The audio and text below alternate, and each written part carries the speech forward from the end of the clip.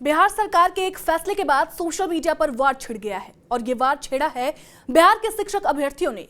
एक बार फिर से बिहार के शिक्षक सड़क पर क्यों आए हैं और क्यों बिहार सरकार का विरोध कर रहे हैं, समझाते हैं आपको। नमस्कार, मेरा नाम है श्रुति झा और आप देख रहे हैं TV9 बिहार झारखंड। दरअसल बिहार कैबिनेट ने एक महत्वपूर्ण फैसला लेते हुए बिहार में शिक्षकों की बहाली प्रक्रिया में बड़ा बदलाव किया, जिसके अनुसार अब बिहार में शिक्षकों की बहाली में अस्थायी निवासी होने की अर्हता अनिवार्य नहीं रहेगी। माने अब बिहार के अलावा दूसरे राज्य और केंद्र शासित प्रदेशों के अभ्यर्थी भी शिक्षक बहाली प्रक्रिया में शरीक हो सकेंगे। सरकार के बिहार राज्य विद्यालय अध्यापक नियमावली 2023 के संशोधन को कैबिनेट से मंजूरी मिल गई है और नियमावली में संशोधन के बाद अब दूसरे राज्यों के अभ्यर्थी भी बिहार में शिक्षक बन सकेंगे। सरकार ने बिहार में शिक्षक बनने के लिए अब बिहार का अस्थायी निवासी होने की अनिवार्यता को खत्म कर दिया। नए संशोधन के मुताबिक अब किसी राज्य के अभ्यर्थी बिहार में टीचर बन सकते हैं। देखिए, एक तरफ तो पहले से ही बिहार के शिक्षक संघ और 2019 के शिक्षक अभ्यर्थी नई शिक्षक बहाली नियमावली का विरोध कर रहे थे। अब ऐसे में राज्य सरकार ने नया नियम निकाल दिया। कैबिनेट की बैठक में आज लिए गए इस निर्णय में ये साफ हो गया कि विद्यालय अध्यापक के पद पर नियुक्ति के लिए बिहार का अस्थायी निवासी होने की अनिवार्यता नहीं रहेगी। बिहार के बाहर के अभ्यर्थी भी शिक्षक बहाली में आवेदन कर सकते हैं, उनके लिए किसी प्रकार की शर्त नहीं है। जानकारी के अनुसार बिहार में नई शिक्षक बहाली के तहत 1,17,461 पदों पर बहाली होनी है। इसकी अधिसूचना जारी हो चुकी है और नियुक्ति की प्रक्रिया भी शुरू है। 15 जून से 12 जुलाई तक आवेदन भरने की तिथि है। अगस्त के अंत में परीक्षा हो सकती है।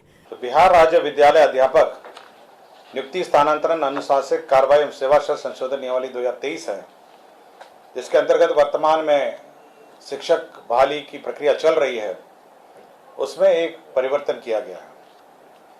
पूर्व में जो नियमावली में प्रावधान था कि केवल बिहार के निवासी ही इसमें अपना आवेदन दे सकेंगे, उस प्रावधान को संशोधित करते हुए अब भारत के नागरिक इस के अंतर्गत अपना आवेदन दे सकेंगे। इसका मतलब बिहार छोड़ के अन्य राज्यों के भी जो अभ्यर्थी हैं, जिन्होंने पात्रता पूरी कर ली है इस नियमावली के अंतर्गत, वे इस परीक्षा में भाग ले सकेंगे। इसका मतलब यह है कि अन्य राज्यों के जो भी हमारे जो कैंडिडेट्स हैं, जो इसकी पात्रता रखते हैं, वे अब इस परीक्षा में भाग ले सकेंगे और इस राज्य में शिक्षक बन सकेंगे। तो ये एक संशोधन है जो मंत्रिपरिषद ने स्वीकृत किया। ट्विटर पर कई लोगों ने इस फैसले का जमकर विरोध किया और नीतीश तेजस्वी पर कई सवाल खड़े किए। एक यूजर ने लिखा, सरकार की मति मारी गई है, तेजस्वी जी तो अब लापता हो गए हैं, बिहार के युवाओं से अब उसे कोई मतलब नहीं है। तो वही एक और यूजर ने लिखा, बिहार सरकार ने शिक्षक भर्ती में गैर बिहार राज्यों के अभ्यर्थियों को आवेदन का मौका देना बिहार राज्य के अभ्यर्थियों के साथ गलत हो रहा है, क्योंकि भारत के कई राज्य दूसरे राज्यों को मौका नहीं देते। #बिहार शिक्षक भर्ती।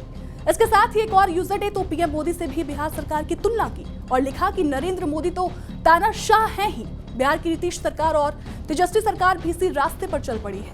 इन दोनों ने बिहार के लाखों शिक्षक अभ्यर्थी साथियों के भविष्य को आज शिक्षक भर्ती परीक्षा में डोमिसाइल खत्म करके दांव पर लगा दिया। बहरहाल ऐसा पहली बार नहीं है जब बिहार के शिक्षक अभ्यर्थी सड़क पर हों और अपने लिए आवाज उठा रहे हों।